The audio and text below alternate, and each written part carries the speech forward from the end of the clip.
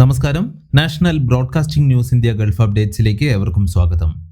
Licence ഇല്ലാതെ restaurant നടത്തുകയും കാലാവധി കഴിഞ്ഞ വസ്തുക്കൾ ഉപയോഗിച്ച് ഭക്ഷണം തയ്യാറാക്കി വിൽപ്പന നടത്തിയ റെസ്റ്റോറന്റ് ഉടമയ്ക്ക് ശിക്ഷ വിധിച്ച് ബഹ്റൈൻ കോടതി. 3 വർഷം തടവും 7200 ദിനാർ പിഴയുമാണ് ശിക്ഷയായി വിധിച്ചത്.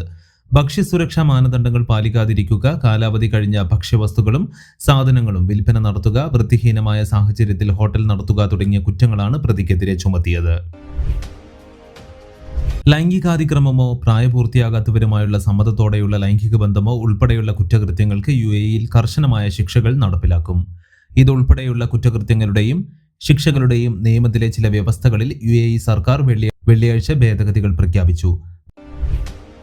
ഭാര്യയെ കൊലപ്പെടുത്തിയ കേസിൽ ഇന്ത്യൻ പൗരന് വധശിക്ഷ വിധിച്ച് കുവൈത്ത് ക്രിമിനൽ കോടതി. ജഡ്ജി നായിഫ് അൽ ദഹൂം അധ്യക്ഷനായ ബെഞ്ചാണ് വിധി പ്രഖ്യാപിച്ചത്. അൽ സലാമി പ്രദേശത്ത് വെച്ചാണ് പ്രദീപ് ഭാര്യയെ തലക്കടിച്ചു കൊലപ്പെടുത്തിയത്. സാമ്പത്തിക കാര്യങ്ങളെ ചൊല്ലി ഇരുവർക്കുമിടയിൽ നിലനിന്നിരുന്ന തർക്കങ്ങളാണ് കുറ്റകൃത്യത്തിന് കാരണമായത്. കൂടുതൽ വാർത്തകൾക്ക് വേണ്ടി കേൾക്കൂ national broadcasting news India Gulf updates.